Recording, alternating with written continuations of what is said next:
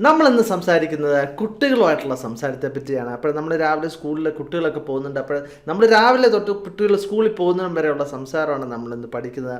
Today we are going to learn how to talk to your kids in the morning. ശ്രദ്ധിക്കുക, ഇവിടെ 6 silent ആണ്, morning എന്നാണ് പറയുന്നത്. Okay, അപ്പോൾ പ്ലീസ് റിപ്പീറ്റ് ആഫ്റ്റർ മീ എന്ന് പറഞ്ഞാൽ എന്താണ്, ഞാൻ പറഞ്ഞു കഴിഞ്ഞാൽ നിങ്ങളത് റിപ്പീറ്റ് ചെയ്യുക. Today we are going to learn how to talk to your kids in the morning. Correct. ഒന്നുകൂടെ പറഞ്ഞു നോക്കാം. Today we are going to learn how to talk to your kids in the morning. Correct. അപ്പോൾ എൻ്റെ പേര് Justin Thomas. നമുക്ക് ശ്രദ്ധിക്കാം. ആദ്യമായിട്ട് അമ്മ പറയുകയാണ്, പ്ലീസ് ഗെറ്റ് അപ്പ്, ഇറ്റ്സ് 6. എഴുന്നേക്ക് 6 മണിയായി എന്ന് പറയത്തില്ല, അല്ലെങ്കിൽ ഇറ്റ്സ് 6 o'clock എന്ന് പറയാം. അപ്പോൾ സൺ അല്ലെങ്കിൽ ഡോട്ടർ, മകൻ അല്ലെങ്കിൽ മകൾ, അതാണ് എസ് അല്ലെങ്കിൽ ഡി എന്ന് എഴുതിയിരിക്കുന്നത്, പറയണം, ഇറ്റ്സ് ടു ഏർലി മോം, അല്ലെങ്കിൽ ഇറ്റ്സ് ടു ഏർലി മദർ, അല്ലെങ്കിൽ ഇറ്റ്സ് ടു ഏർലി അമ്മ. നമ്മളെങ്ങനെയാണ് വിളിക്കുന്നത് അതുപോലെ അല്ലേ. അപ്പം നമുക്ക് ഒന്നുകൂടെ പറഞ്ഞു നോക്കാം അല്ലേ. Please get up, it's 6 o'clock, അല്ലെങ്കിൽ ഇറ്റ്സ് 6.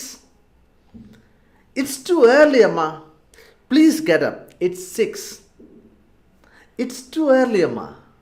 അമ്മ ചോദിക്കുകയാണ്, അപ്പം നീ നിൻ്റെ ഇംഗ്ലീഷ് എക്സാമിനെ പറ്റി മറന്നുപോയോ? Have you forgotten about your English exam today? നിനക്ക് ഇന്ന് ഇംഗ്ലീഷ് എക്സാം എന്നുള്ള കാര്യം നീ മറന്നുപോയോ? ഇപ്പം നമ്മളിത് പഠിച്ച പ്രസൻറ്റ് പെർഫെക്റ്റ് ടെൻസിലാണ്, തീർച്ചയായിട്ടും അത് കാണുക. ഓക്കെ, അപ്പോൾ സൺ അല്ല ഡോട്ടർ വേണം. No I haven't.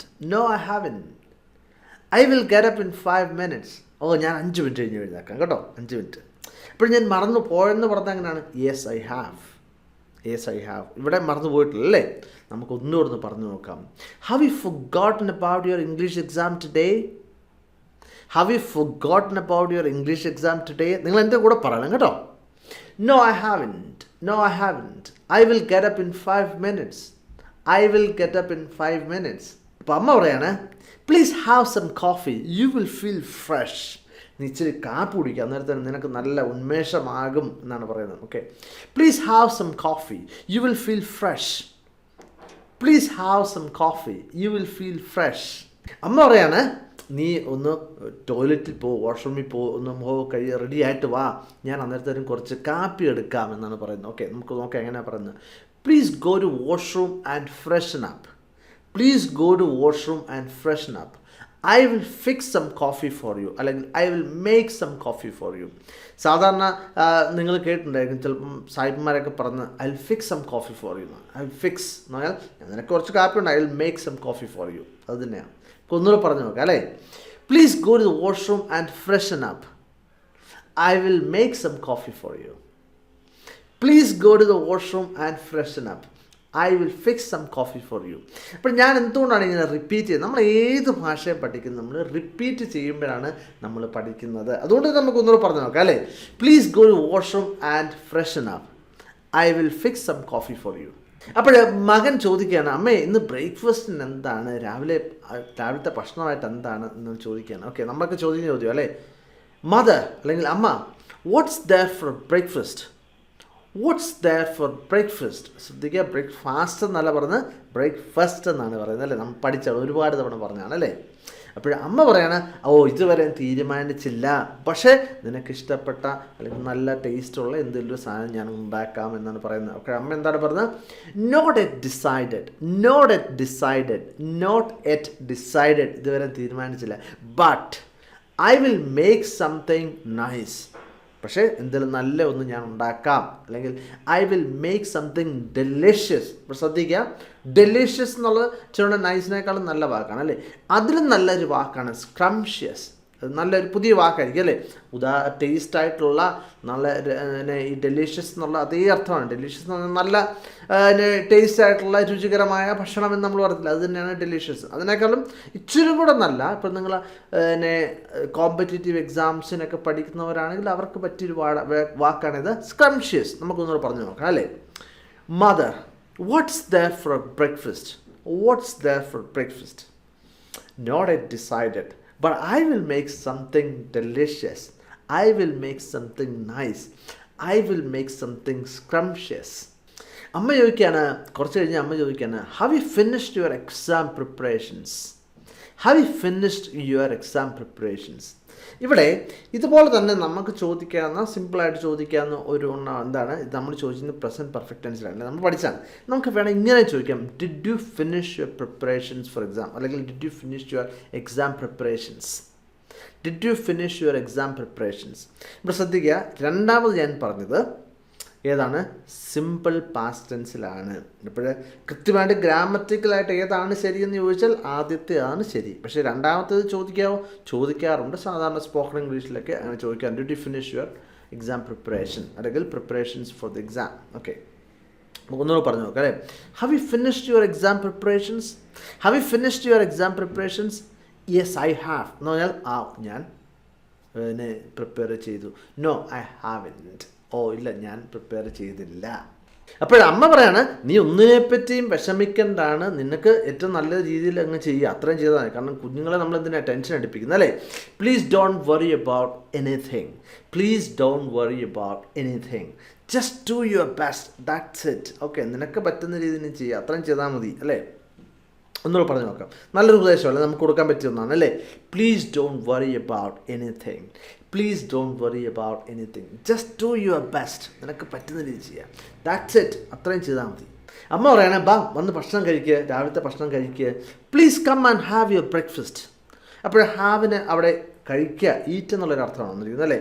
Please come and eat your breakfast എന്ന് പറയാമോ? തീർച്ചയായിട്ടും പറയാം, പക്ഷേ അങ്ങനെ പറയാറില്ല. സാധാരണ ഉപയോഗിക്കുന്നത് എന്താണ്? ഈ എന്താണ് ഹാവ് എന്നുള്ളതാണ് ഉപയോഗിക്കുന്നത്. അപ്പോൾ ശ്രദ്ധിക്കുക, നമുക്ക് നല്ല വാക്കുകൾ പഠിക്കുക അല്ലേ, അതാണല്ലോ നല്ലത്. ഇപ്പോൾ തീറ്റ എന്ന് പറയുമോ, കഴിക്കുക എന്നല്ലേ പറയുന്നത്. അപ്പോൾ ആ ഒരു രീതിയിൽ ചിന്തിച്ചാൽ മതി. അപ്പോൾ ഏറ്റവും നല്ലൊരു വാക്ക് എന്താണ്? ഹാവ് എന്നുള്ളതാണ് അല്ലേ. അപ്പോൾ മകൻ അല്ലെങ്കിൽ മകൾ പറയുന്നത് ഷ്വ, എന്നിട്ട് കഴിച്ചിട്ട് പറയുന്നത് this appam is really delicious, അല്ലെങ്കിൽ this appam is really സ്ക്രംഷ്യസ്. Okay, അപ്പോൾ നിങ്ങൾ ചോദിക്കുന്ന ചോദ്യമുണ്ട്, അപ്പം എന്നാണോ ഇംഗ്ലീഷിൽ പറയുന്നത്? ഇപ്പോൾ അപ്പത്തിന് നമുക്ക് വേണമെങ്കിൽ വളച്ച് കിട്ടി പറയാം, പക്ഷേ സാധാരണ ഇതൊരു പേരായതൊരു സാധനത്തിൻ്റെ പേരാണ്, നമുക്ക് മറ്റ് വിദേശങ്ങളിലൊന്നും ഇല്ലാത്തൊരു സാധനമാണെന്ന് എനിക്ക് തോന്നുന്നു. അപ്പോൾ ഞാനത് അവിടെ കണ്ടിട്ടില്ല. അപ്പോൾ നമുക്ക് വേണമെങ്കിൽ എന്താണ് അപ്പം എന്ന് പറയുക, അല്ലെങ്കിൽ ഇങ്ങനെ പറയാം, ദിസ് പാൻ കേക്ക്. നമുക്ക് അപ്പത്തെ പറ്റി ആരും ചോദിക്കുന്നത്, what do you mean by appam? അപ്പോൾ ആരും നമ്മളോട് ചോദിക്കുകയാണ് എന്താണ് ഈ അപ്പം എന്ന് പറഞ്ഞാൽ എന്താണ്, നമുക്ക് ഇങ്ങനെ വേണം പറയാം, appam is a type of pancake made from fermented rice flour. Okay, എന്താണ്? അരിപ്പൊടി കൊണ്ടുണ്ടാക്കുന്ന ഫെർമെൻറ്റ് ചെയ്യുന്ന പുളിപ്പിച്ചിട്ടുള്ള ഒരു അപ്പമാണ് ഒരു പാൻ കേക്ക് എന്ന് പറഞ്ഞാൽ. സാധാരണ അപ്പം പോലെ തന്നെ അവർ ഉണ്ടാക്കുന്ന, പാനിൽ വെച്ചുണ്ടാക്കുന്ന ഒന്നാണ് പാൻ കേക്ക്. മധുരമൊക്കെ ഉണ്ട്, അതിൻ്റെ മുകളിൽ അവർ തേനോ അങ്ങനത്തെ എന്തെങ്കിലും മധുരമൊക്കെ ഒഴിച്ചാണ് കഴിക്കുന്നത്, അതിനാണ് പാൻ കേക്ക് എന്ന് പറയുന്നത്. അപ്പോൾ നമുക്ക് പറയാം appam is a type of pancake made from fermented rice flour. Okay, അപ്പോൾ നിങ്ങൾ ചോദിക്കും, ഫ്ലവർ എന്നല്ലല്ലോ പറഞ്ഞാൽ ഫ്ലോർ എന്നല്ലേ പറയുന്നത് അല്ലേ. സത്യത്തിൽ ഈ അരിപ്പൊടിയുടെയൊക്കെ യഥാർത്ഥത്തിലുള്ള പ്രൊനൗൺസിയേഷൻ എന്ന് പറയുന്നത്, നമ്മൾ പൂവിൻ്റെ പ്രൊനൗൺസിയേഷൻ്റെ, പൂവിന് നമ്മൾ ഇംഗ്ലീഷിൽ എന്താണ് ഫ്ലവർ എന്നല്ലേ പറയുന്നത്, ആ സെയിം പ്രൊനൗൺസിയേഷനാണ്. അപ്പോൾ ശ്രദ്ധിക്കാൻ എന്താണ് പറഞ്ഞത്, റൈസ് ഫ്ലവർ. ഓക്കെ, എന്താണ്? Rice flour. ഓക്കെ, ഒന്നുകൂടെ പറയാം, റൈസ് ഫ്ലവർ, ഫ്ലോർ അല്ല ഫ്ലവർ. ഓക്കെ, നമുക്കൊന്നുകൂടെ പറയാം, എന്താണ് അപ്പം? Appam is a type of pancake made from fermented rice flour. Okay, അപ്പോൾ അമ്മ എന്താണ് പറയുന്നത് നമുക്ക് ശ്രദ്ധിക്കാം. Please come and have your breakfast. Sure, this appam is really delicious, അല്ലെങ്കിൽ this appam is really scrumptious. ഇവിടെ മകൻ അമ്മയോട് ചോദിക്കുകയാണ്, അമ്മ did you iron my clothes? എൻ്റെ ഉടുപ്പൊക്കെ അയൺ ചെയ്തായിരുന്നോ, തേച്ചായിരുന്നോ എന്നാണ് ചോദിക്കുന്നത്. അപ്പോൾ ശ്രദ്ധിക്കുക, കൃത്യമായിട്ടുള്ള എന്താണ്, നമുക്ക് സംസാര ഭാഷയിൽ ഇട്ടിട്ട് ചോദിക്കാം, കാരണം അത് സിമ്പിൾ പാസ്റ്റ് ചോദിക്കാം. പക്ഷേ കൃത്യമായിട്ട് ചോദിക്കേണ്ടതാണ് have you iron my clothes. Have you iron my clothes, അതാണ് ഇച്ചിരിയുടെ കൃത്യമായിട്ടുള്ള ഇംഗ്ലീഷ്. അപ്പോൾ അമ്മയ്ക്ക് പറയാം യെസ് ഐ ഹാവ്. ഇനിയിപ്പോൾ മകൻ ചോദിക്കുകയാണ്, അമ്മ did you iron my clothes എന്നാണ് ചോദിക്കുന്നതെങ്കിലോ യെസ് ഐ ഡിഡ്, അതാണ് അതിൻ്റെ മറുപടി അല്ലേ. Have you iron my clothes? Yes I have. Please take it from the cupboard. Cupboard എന്ന് പറഞ്ഞാൽ നമ്മൾ സാധാരണ അലമാരിക്കൊക്കെയാണ് കബോർഡ് എന്ന് പറയുന്നത് അല്ലേ, കബോർഡ്. ഓക്കെ, നമുക്കൊന്നുകൂടി പറഞ്ഞു നോക്കാം അല്ലേ. Have you iron my clothes? Yes I have. Did you iron my clothes? Yes I did. അമ്മ പറയാണ്, നിൻ്റെ സ്കൂൾ ബസ് വന്ന് നമുക്ക് ഒരു മിനിറ്റ് ഒന്ന് പ്രാർത്ഥിക്കാം അല്ലേ. Your school bus has come.